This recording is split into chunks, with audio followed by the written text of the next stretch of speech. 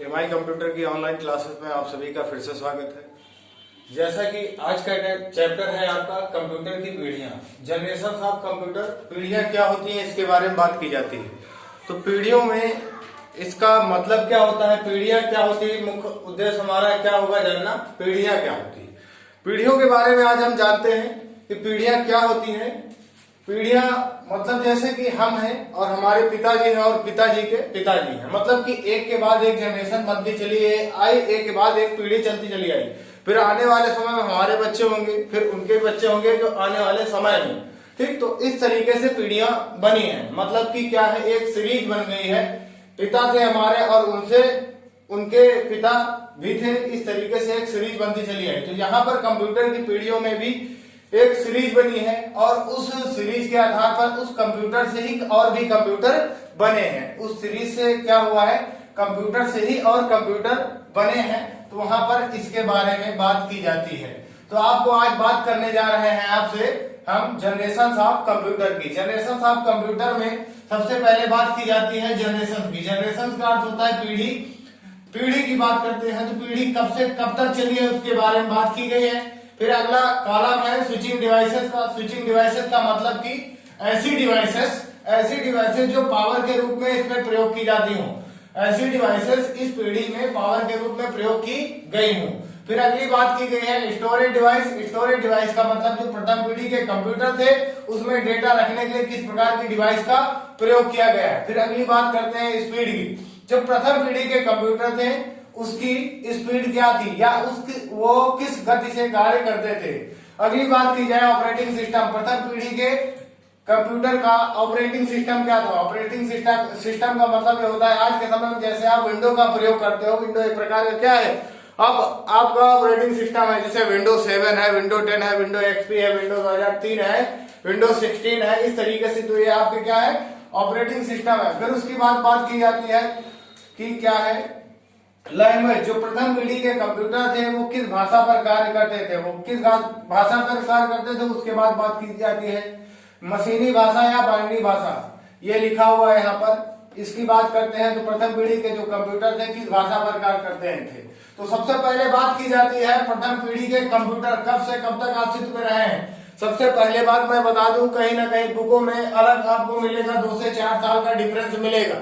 तो आपको बहुत ज्यादा परेशान होने की आवश्यकता नहीं है। 2 से 4 साल का डिफरेंस कहीं ना कहीं बुकों में आपको मिलेगा। जब कई बुकों का अध्ययन करेंगे तो आपको 2-4 साल का डिफरेंस मिलना वास्तविकता है, संभावनाएं हैं, ठीक है ना। तो आपको इसके बारे में मैं समझाने जा रहा हूं जिस चार्ट के माध्यम से, इस पे आने वाली आगामी परीक्षा में दिए गए क्वेश्चन पर। इससे आप डायरेक्ट पूरी कहानी ना लिखकर, मैंने सिर्फ एक टॉपिक लिखा है, इस टॉपिक से सारे आपको क्वेश्चन मिल जाएंगे। पूरी कहानी ना लिखकर मैंने एक टॉपिक को एक पॉइंट में दर्शाया है। अगर इसे आप राइट कर लेते हो अपनी कॉपी में तो आने वाली परीक्षाओं में इसका मुंहतोड़ आप जवाब दे सकते हैं। तो पहली बात की जाती है जो प्रथम पीढ़ी है, प्रथम पीढ़ी 1940 से लेकर 56 तक चली। कब से कब तक, 1940 से 56 तक चली है। फिर उसके बाद बात की जाती है प्रथम पीढ़ी के कंप्यूटर में। प्रथम पीढ़ी के कंप्यूटर में किस प्रकार के स्विचिंग डिवाइस का प्रयोग किया गया। प्रथम पीढ़ी के कंप्यूटर में किस प्रकार के स्विचिंग डिवाइस का प्रयोग किया गया, किसका प्रयोग किया गया, वैक्यूम ट्यूब का। फिर उसके बाद बात की जाती है प्रथम पीढ़ी के कंप्यूटर।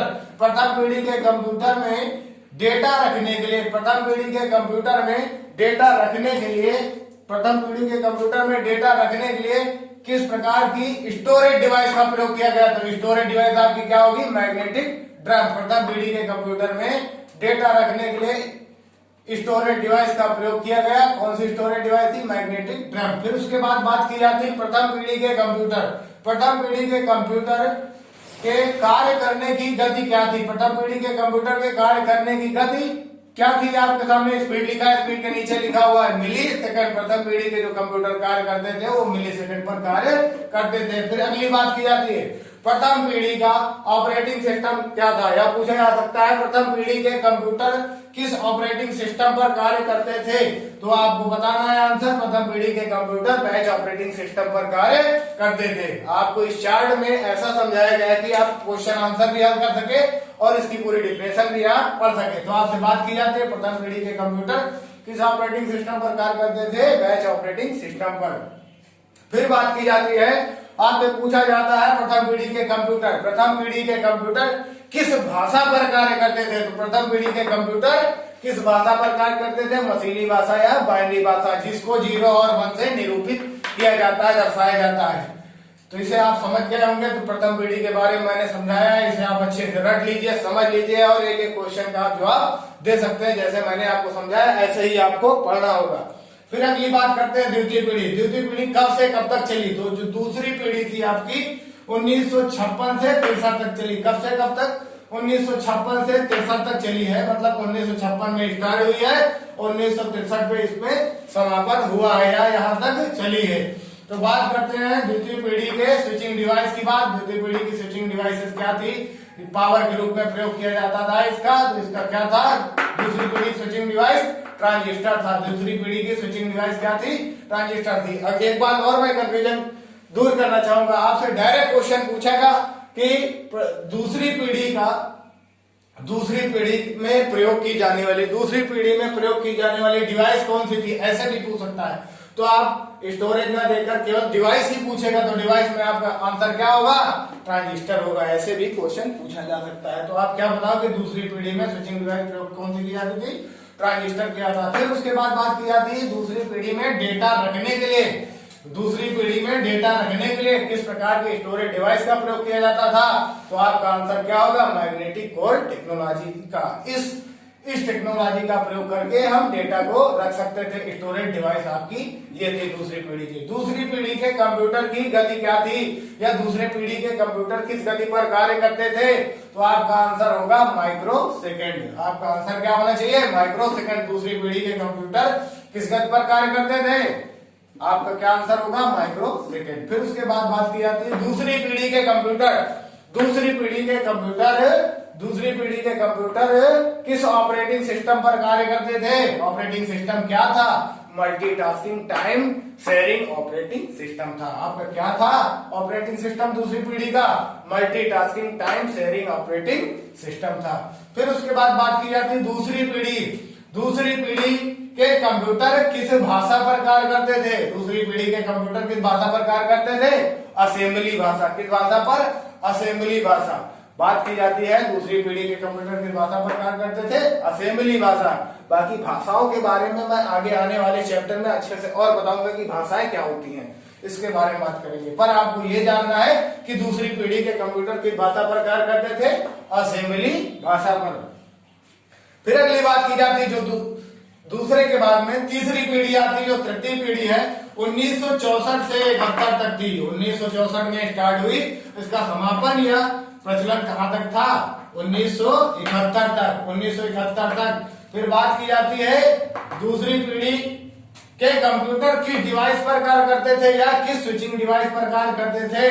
तो आपका क्या होगा आंसर? इंटीग्रेटेड सर्किट, जिसे शॉर्ट में क्या बोला जाता है? आईसी। दूसरी पीढ़ी के कंप्यूटर किस डिवाइस पर कार्य करते थे? आईसी का पूरा फुल फॉर्म क्या होता है? Integrated circuit. इसकी खोज किसने की थी? आईसी की खोज जेएस किल्बी ने की थी। इसके कई सारे क्वेश्चन पूछे जा चुके हैं। आईसी का फुल फॉर्म इंटीग्रेटेड सर्किट होता है। फिर उसके बाद आईसी खोज किसने की थी? जीएस किल्बे ने की थी।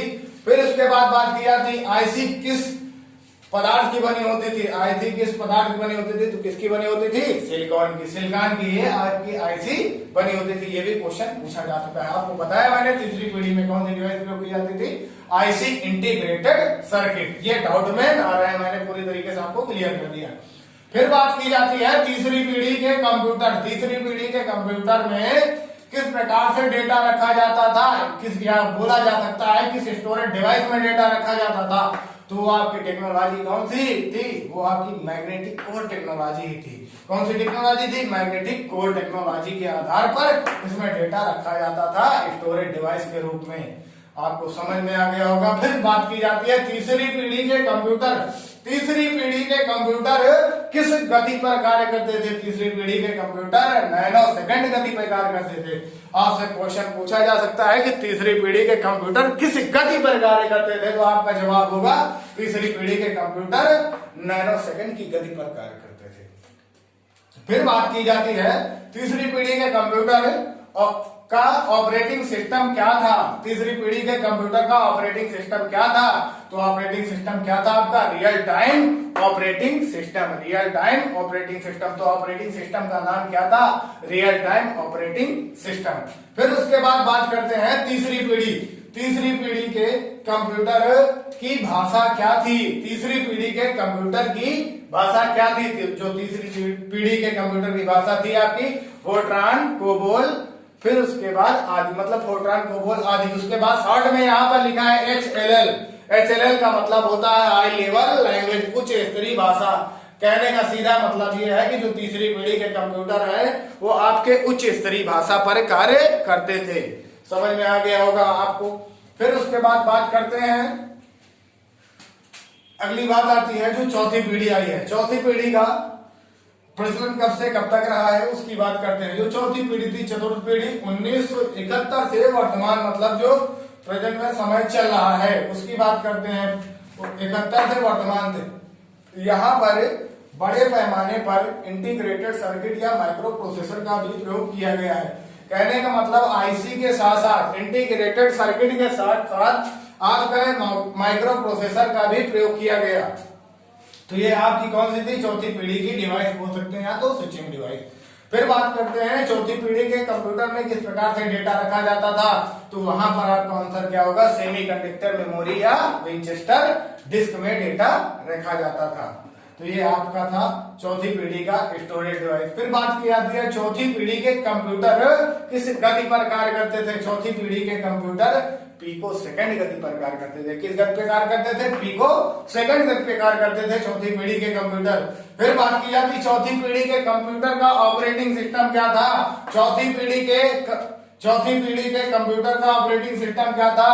Time sharing network, GUI interface. कहने का मतलब ये था कि आपका क्या था? ऑपरेटिंग सिस्टम था चौथी पीढ़ी का टाइम शेयरिंग नेटवर्क, या तो बोल सकते हैं GUI का फुल फॉर्म होता है ग्राफिकल यूजर इंटरफेस। ये जो मैंने आई लिख दिया है, आई से दर्शा दिया गया आगे हिंदी में, तो ग्राफिकल यूजर इंटरफेस ये आपका जो है चौथी पीढ़ी का ऑपरेटिंग सिस्टम था। फिर बात की जाती है चौथी पीढ़ी के कंप्यूटर किस भाषा पर कार्य करते थे। तो आपका आंसर क्या होना चाहिए? चौथी पीढ़ी के computer Fortran, pascal, ADA, COBOL 74 मतलब कि क्या है, ये जो इसके पहले जो भाषा आई थी तीसरी पीढ़ी में, इसी को अपडेट कर दिया गया। तो उसका नाम क्या हो गया? फोर्ट्रान 77। फिर उसके बाद पास्कल, एडीए और कोबोल 74, मतलब इसी भाषा को अपडेट कर दिया गया। पर मुख्य रूप से कौन सी भाषा थी ये? अगर बोला जाए तो आप इसे क्या बोलेंगे? उच्च स्तरीय भाषा। उच्च स्तरीय भाषा इसे इंग्लिश शब्द में बोला जाता है high level language.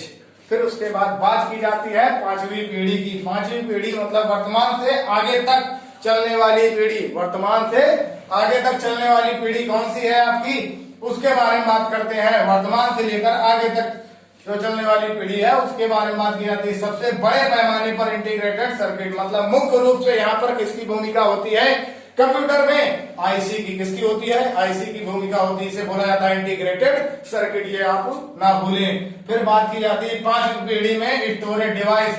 Storage device का मतलब कि जिसमें डेटा रखा जाता है। पांचवी पीढ़ी के कंप्यूटर में स्टोरेज डिवाइस के रूप में डेटा रखने के लिए ऑप्टिकल डिस्क का प्रयोग किया जाता है। ऑप्टिकल डिस्क के रूप में आपके सामने मैं दर्शा सकता हूं CD, DVD और ब्लू रे डिस्क। CD, DVD और ब्लू रे डिस्क। ऑप्टिकल डिस्क का मतलब कि जो डिस्क क्या जिसमें डेटा रखा जाता हो, इसमें की गोला आकृति की हो। गोला आकृति की आपने CD की कैसेट देखा ही होगा, DVD कैसेट देखा ही होगा, और ब्लू रे डिस्क नहीं देखा होगा। वो भी कैसेट सेम इसी तरीके से होती है, नीले रंग की पूरी होती है। तो ठीक उसमें भी डेटा रखा जाता है। SD फाइल वगैरह इसी पे रखी जाती है ब्लू रे डिस्क में। या इम्पोर्टेंट, बहुत इंपॉर्टेंट जो होता है डेटा, इस पे हम रखते हैं। तो ऑप्टिकल डिस्क मतलब पांचवी पीढ़ी के कंप्यूटर में डेटा रखने के लिए ऑप्टिकल डिस्क का प्रयोग किया जाता है। तो आपको उम्मीद है ये पॉइंट ये भी समझ में आया होगा, ठीक है ना। ऊपर से मान लीजिए ये पॉइंट नहीं क्लियर हुआ था तो आपको मैंने फिर यहाँ पर भी क्लियर कर दिया था। आप इन चीजों के बारे में नहीं सुनेंगे, नहीं समझे होंगे, पर इस चीज को आपने प्रयोग किया है, CD, DVD का प्रयोग किया है। तो इसमें आपका डेटा होता है, जैसे कि आपके गाने हैं, वीडियो है, ये सारी चीजें आपने प्रयोग की हैं, आपके प्रचलन में है, तो आपने इसको प्रयोग किया है, तो ये उम्मीद है कि समझ में आया होगा। जो 5वीं पीढ़ी के कंप्यूटर की स्टोरेज डिवाइस थी उसके बारे में मैंने आपको समझाया। फिर उसके बाद बात करते हैं 5वीं पीढ़ी के कंप्यूटर की गति। अब बात की जाती है 5वीं पीढ़ी के कंप्यूटर की गति यहाँ पर नहीं दर्शाई गई। न दर्शाने का कारण ये है कि आने वाले समय में कंप्यूटर जो और हैं आगे तक उनकी गति और भी अत्यधिक तेज हो सकती है और होती जा रही है, आप देख भी रहे हैं। कैसे कंप्यूटर है ये भी मैं बताऊंगा आपको। बात करते हैं 5वीं पीढ़ी के कंप्यूटर का ऑपरेटिंग सिस्टम क्या है? Knowledge information processing system. इसका ऑपरेटिंग सिस्टम का नाम क्या है? 5वीं पीढ़ी के कंप्यूटर के नॉलेज इंफॉर्मेशन प्रोसेसिंग सिस्टम। ये आपका आंसर दिया जा सकता है। फिर अगली बात करते हैं 5वीं पीढ़ी के कंप्यूटर की भाषा क्या थी? 5वीं पीढ़ी के कंप्यूटर की भाषा क्या थी? यहाँ पर इसको भी नहीं दर्शाया गया, क्योंकि आने वाले समय में जो भी भाषाएं होंगी वो उच्च स्तरीय भाषाओं को अपडेटेड होंगी, ठीक है ना। उनमें आने वाला जो संस्करण होगा वो और भी ज्यादा अपडेट होगा, इसलिए यहाँ पर नहीं दर्शाया गया। पर मुख्य रूप से अभी उच्च स्तरीय भाषा का ही प्रयोग किया जाता है। तो ये बात है, आपको समझ में आया होगा।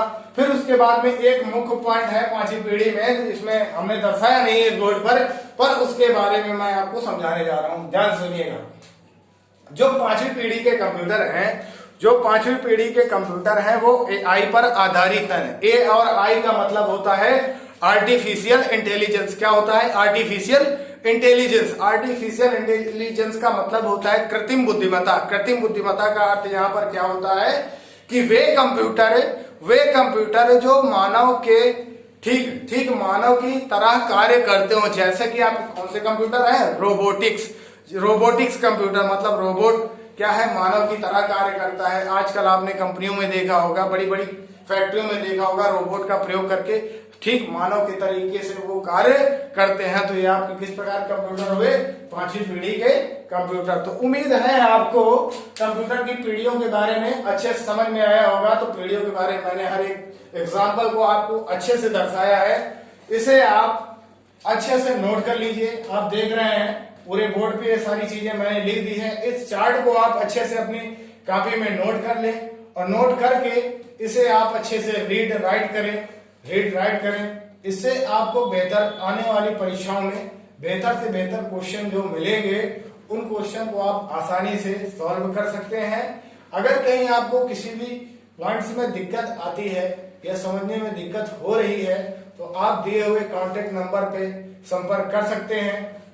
हाँ, और एक जरूरी बात यह है कि MI कंप्यूटर सेंटर में जो भी आपको लिंक भेजी जाती है उसे आप अच्छे से पढ़ें। फिर उसके बाद चैनल को सब्सक्राइब करना ना भूले, लाइक करना ना भूले, बेल वाले घंटे को प्रेस करके आगे की वीडियो का अपडेटेड पा सकते हैं। हाँ, सब्सक्राइब करना ये बहुत बड़ी बात नहीं है। सब्सक्राइब करने का मुख्य आकर्षण आपका ये होता है कि जो वीडियो मेरी पहले बने वो आप तक पहुंच सके। धन्यवाद।